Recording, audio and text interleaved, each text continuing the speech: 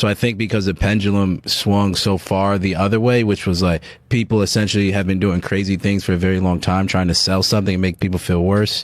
It's kind of gone back the other way a little bit too much. But my hope is how everything's kind of getting more like legitimized and foundational in science, that we find a center.